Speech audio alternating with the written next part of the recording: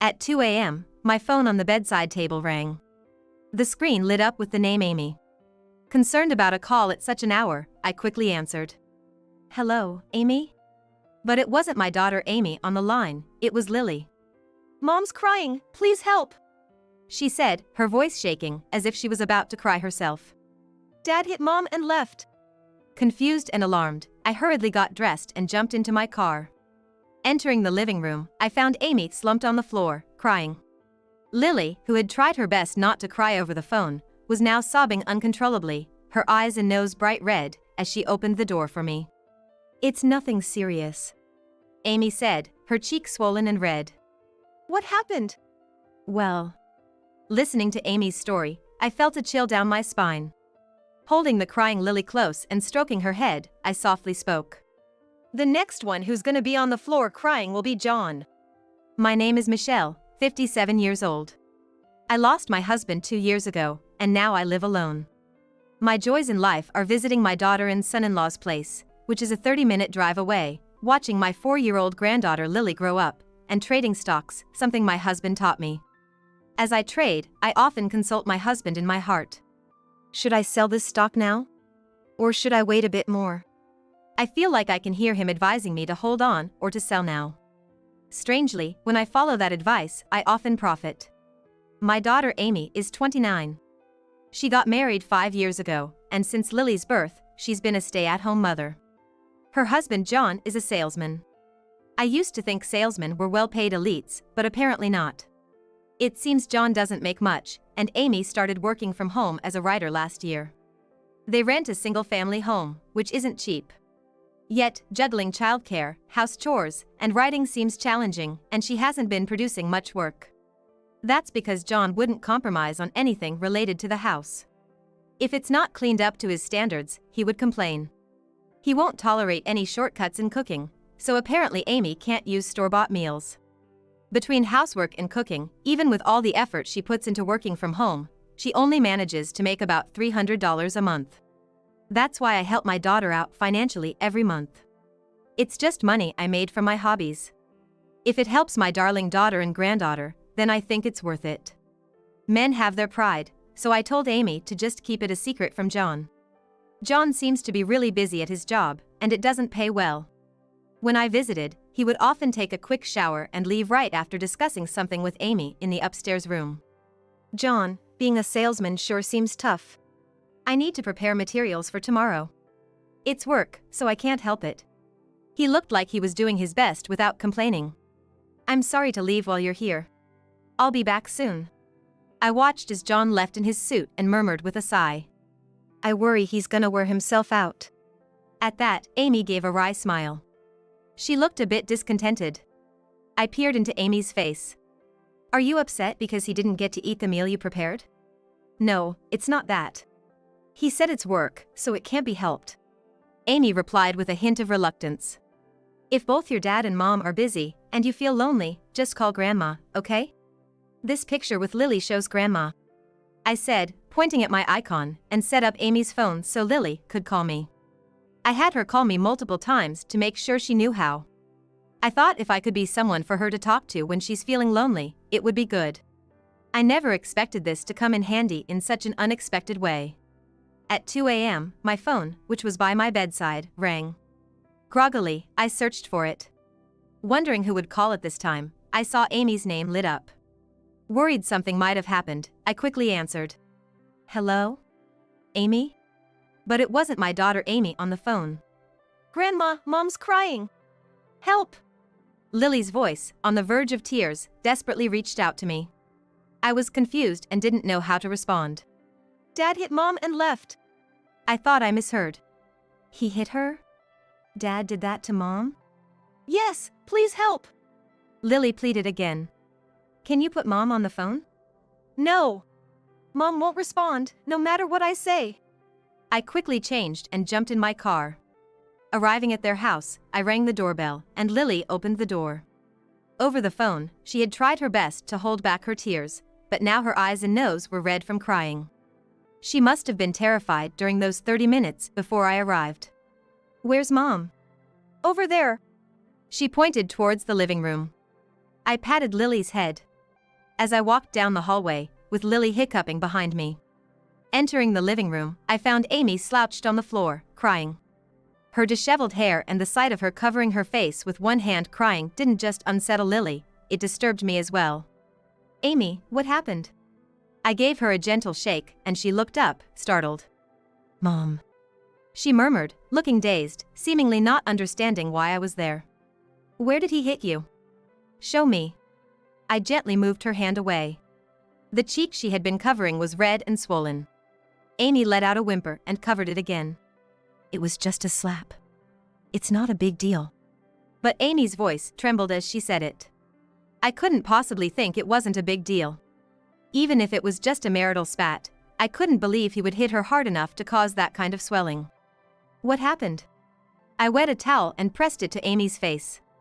"Well, I never told you before, Mom, but it seems like John's been cheating." "Cheating?"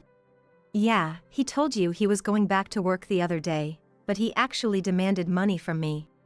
"How could going back to work require so much money?" "I don't know, but suspecting him of cheating just because of that." I accidentally saw the notification on his phone, and the messages were from a woman with sweet words.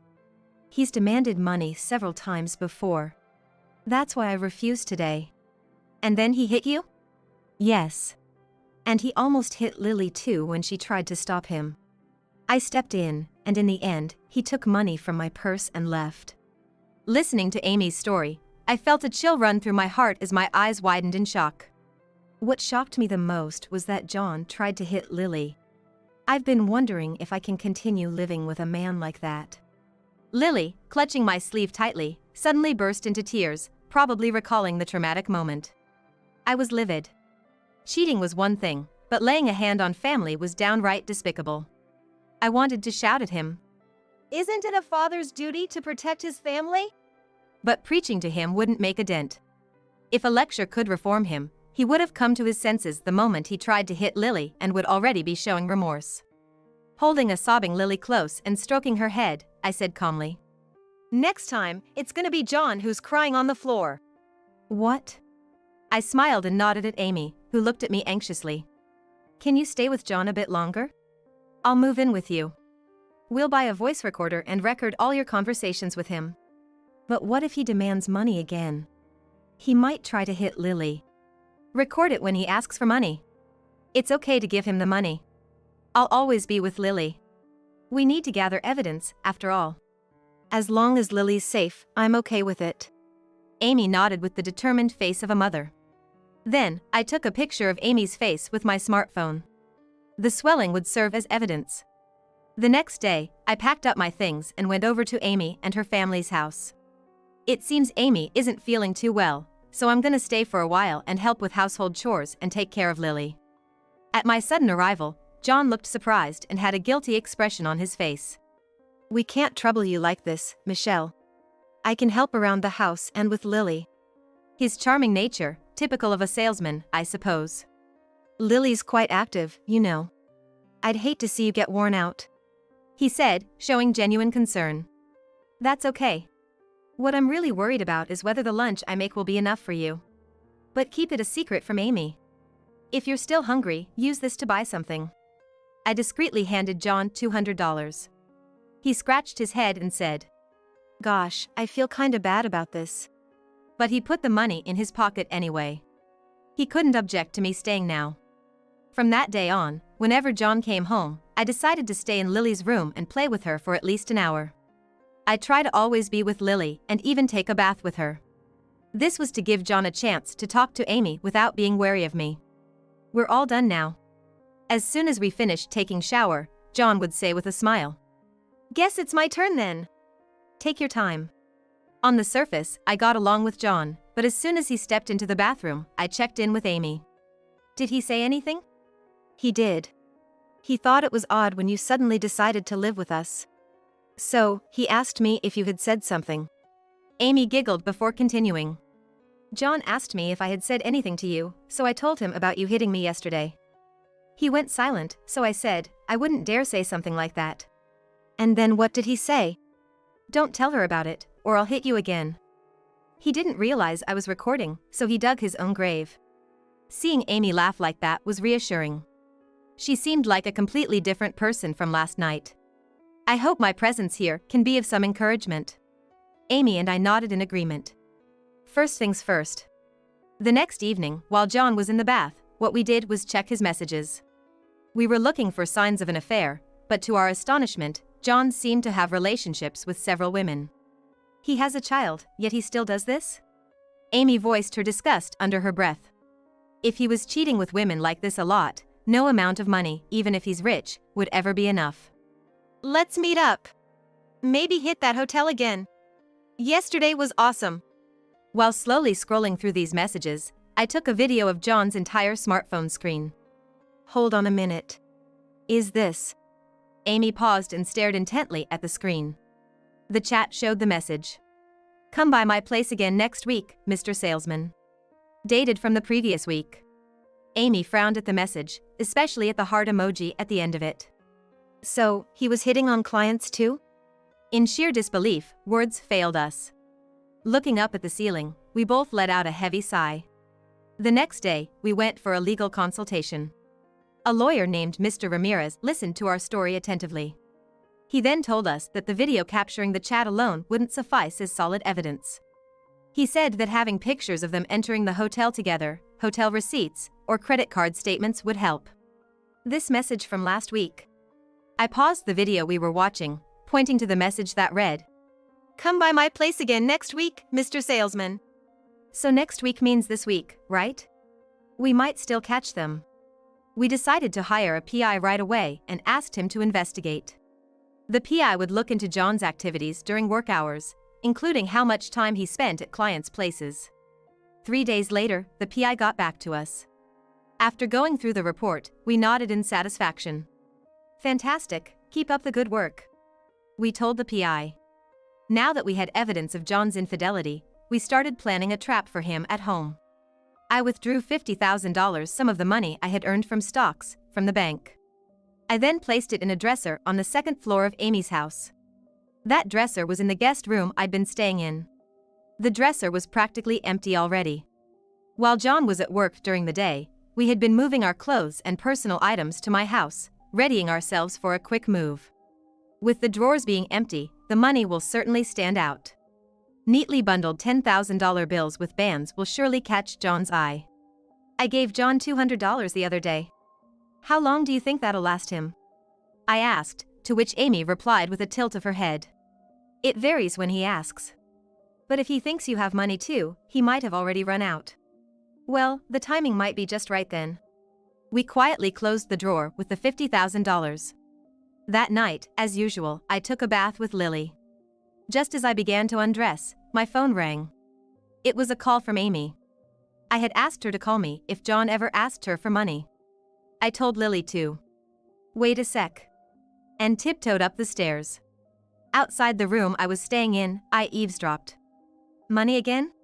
What are you spending it all on? Shut up. Your mom might hear. Just give it to me. You gonna hit me again? If you don't want to be hit, hand over the money. I'm in a hurry. I heard the sigh of Amy followed by the sound of the drawer opening. What the? Why do you have so much cash? Just as the drawer closed, I slid the room's door open. I'm sorry, Amy, John. I was about to take a bath but felt dizzy. Could I lie down for a bit? Are you okay, Mom? I laid down, and Amy immediately put a blanket over me. Even John, usually smug, clicked his tongue softly and left the room without a word. After a while, I heard John leaving through the front door. We need to hurry. We gathered the money from the dresser, took our belongings, and left Amy's house. The next day, John received a call from Mr. Ramirez, the lawyer. A date was set, and with Mr. Ramirez present, the divorce discussions began. And so, I dialed up John's office and said, I have something important to discuss. I identified myself as John's mother-in-law and asked to speak with the manager. After conveying the matter, I requested they keep quiet about the conversation until the designated day and hung up. With that, everything was set. On the day of the discussion, John visited my house. I had told Lily to stay upstairs and not come down. John didn't hide his discontented face and, without greeting me, faced Amy and heavily sat down on the couch. Mr. Ramirez greeted him and handed over his business card. John hesitated for a moment before nodding in acknowledgement. So, what's this about you wanting a divorce? Facing Amy, John bluntly asked. Yes, I want a divorce. Also, I'd like alimony for abuse and child support. What? Are you kidding me? You leave the house saying you want a divorce out of the blue, and now you want alimony and child support? Mr. Ramirez, she's the one causing all this trouble. He banged the table, glaring at Amy, and turned a frustrated face to Mr. Ramirez. I have evidence of you cheating. And also of the physical abuse. She placed a photo on the table, taken by a private investigator, showing John and another woman exiting a hotel. Following that, I played an audio recording I had taken on my phone which had John admitting to the violence. Hey, you tricked me, huh? Recording sneaky stuff like this. Huh? He raised his voice and lunged at Amy, trying to grab her collar. Both Mr. Ramirez and I stepped in to stop him. Calm down. If you get too aggressive, you might find yourself in legal trouble. After Mr. Ramirez's stern words, John calmed down and settled back into his seat. While I'm trying to listen to both parties here, if this settlement doesn't proceed, Amy's considering filing for divorce or suing. She seems to have her evidence in order and doesn't seem to be backing down. Mr. Ramirez subtly urged John to be reasonable. Lost in thought, John finally spoke up, saying, But, in a loud voice, even if it was me who cheated, I still have the right to claim a share of the assets that Amy has, right? Yes, if you make the claim, replied Mr. Ramirez. Then I'm claiming. Too bad, Amy. I don't have any assets left. Hand over half of yours, John said smugly. Amy coolly responded, I don't have any either. What? After a long stare at a stunned John, Amy spoke again. I don't have any property or money. Liar. There was $50,000 in that drawer. Oh, that? That's mine. Upon hearing my words, John exclaimed. What? You see, my mom has been helping me out every month. Even the money I gave to you was from her support. If you divorce Amy, I don't see any reason to help you anymore.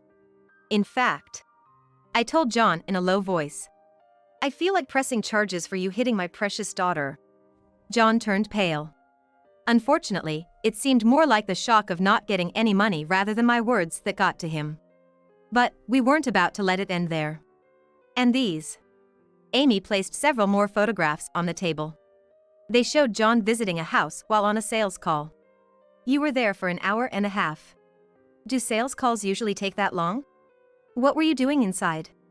Upon hearing Amy's words, John snorted with laughter.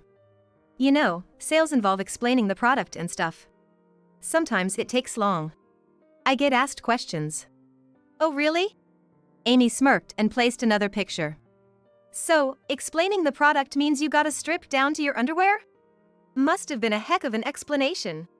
In that picture, John stood by the window, shirtless. Through the sheer curtain, though he probably thought it concealed more than it did, a woman in lingerie, hugging John, was clearly visible. Her face was recognizable even through the lace. Ugh. John choked on his words. Amy placed a sheet of A4 paper. I had a detective keep an investigation going. This is a list of your mistresses. Compare this to your company's client list, and we'll know just how many customers you've been involved with. By now, John was rendered speechless. Just then, the doorbell rang. I stood up. Perfect timing. Hearing my words, John whispered. No way. I thanked the person at the door and led them to the living room. Seeing the person, John screamed in horror. Boss!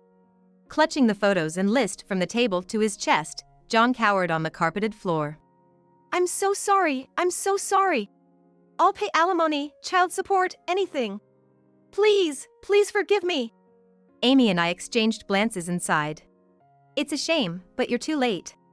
We've already made copies of everything. Amy and I presented the photos and list to the boss.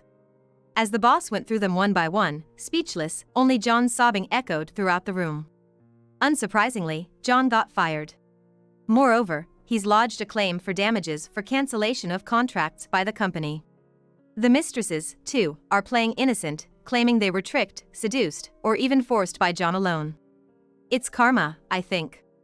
Of course, Amy's going after him for every penny in alimony and child support, using Mr. Ramirez as her representative. John couldn't pay everything he owed, and not even his rent. Rumor has it he was evicted from his home. Come to think of it, Amy mentioned seeing him doing some unfamiliar road construction work. He looked like he was about to cry as his younger coworkers yelled at him. As for us, the three of us live happily in my house. Amy started working. I look after Lily, but I don't find it hard at all.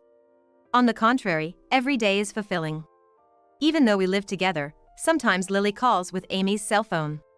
Love you, Grandma. Hearing that cheerful voice always warms my heart.